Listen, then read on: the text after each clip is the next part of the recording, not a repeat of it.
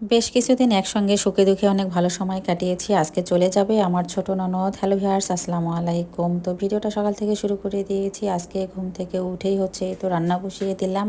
মুরগিটা কালকেই হচ্ছে বাজার থেকে নিয়ে আসছে চাচা, এসে তো কেটে বেছে রেডি করে নিয়েছি। আর আজকে হচ্ছে তো সকালবেলা উঠে শুধু হচ্ছে মশলাটা এইভাবে কষিয়ে নিয়ে বসিয়ে দিলাম, কারণ হচ্ছে রাতেই কিছু প্রসেসিং রেডি করে না রাখলে সকালবেলা কিন্তু অনেক তাড়াহুড়ো লেগে যায়।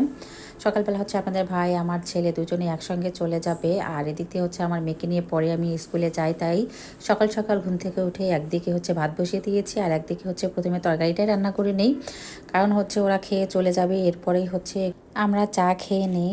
তো এই দিক দিয়ে হচ্ছে তো মুরগির মাংসটা একটু ভালোভাবে কষিয়ে নিয়ে তার সঙ্গে হচ্ছে একটু নতুন আলু দিয়ে দিলাম, আর একটু হচ্ছে গরম পানি দিয়ে রান্নাটা করতেছি। তো এখানে হচ্ছে আমি কলিজাটা আগেই একটু উঠিয়ে রেখেছি, কারণ কলিজা সহ মাংসটা কিন্তু হচ্ছে কষিয়ে নিতে গেলে কলিজাটা হচ্ছে গলে যায়, তাই এটা উঠিয়ে রেখে এই তো রান্নাটা হচ্ছে করে নিলাম। আর একটু হচ্ছে হালকা আর কি ঝোলঝোলে রেখে দিলাম, বাচ্চারা যেহেতু পছন্দ করে।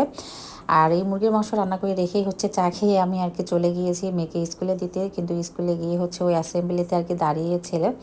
তো একটু আমি আড়াল হতেই দেখি ও কান্নাকাটি শুরু করে দিয়েছে, বের হয়ে আসছে আর কি। তো ওকে নিয়েই হচ্ছে আমি তো বাসায় চলে আসলাম, যেহেতু ওর ফুপি চলে যাবে। ওর ফুফাতো ভাই বোনরা অনেক দিন ছিল বাসায়, একসঙ্গে খেলাধুলা করেছে।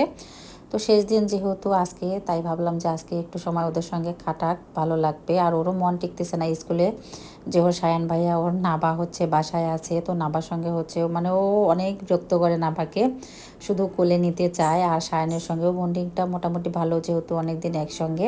তো আসলে আমারও খারাপ লাগতেছিল যে আজকে চলে যাবে, তাই হচ্ছে ওকে নিয়ে তো আমি বাসায় চলে আসলাম। আর আসার পরে হচ্ছে দেখি এদিক দিয়ে হালিমাসি আর আমার ছোটো ননদ মিলে হচ্ছে শোলকার আলু ভর্তাটা করেছে। আসলে মেয়েদের জীবনটাই এমন, যখন বাবার বাড়ি থেকে মেয়েরা চলে যায় তখনও হচ্ছে আসলে কান্না করেই যেতে হয়, আবার যখন হচ্ছে বাবা মায়েরা মেয়ের বাড়িতে আসে তখনও কিন্তু দেখা যায় যে কান্না করেই যেতে হয়। এটা একটা অন্যরকম মায়া, আসলে বলে বোঝানো যায় না। আর এদিক দিয়ে হচ্ছে আমার সেজ নানাস অবশ্য ফোন করে বলেছে যে ওনার জায়েরা সবাই মিলে নাকি আমার শাশুড়ি আম্মাকে দেখতে আসবে।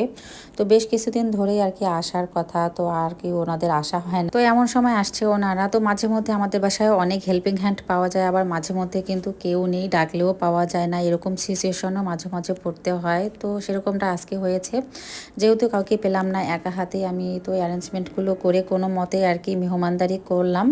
আর এদিক দিয়ে গিয়ে দেখি আমার মেয়ের হঠাৎ করে জ্বর চলে আসছে। ওর 2 দিন ধরে কিন্তু হচ্ছে একটু সর্দিতে ভুগতেছিল, তো আজকে একেবারেই বেশি খারাপ অবস্থা, ও অনেক কষ্ট পাচ্ছিল।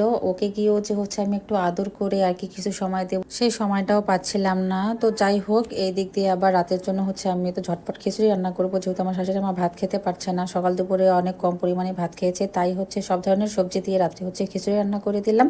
তো মাসাল্লাহ উনি অনেক মজা করে অবশ্য খিচুড়িটা খেয়েছে, এবং সবগুলো খিচুড়ি আর কি খেয়েছে যতটুকু আর কি দিয়েছিলাম।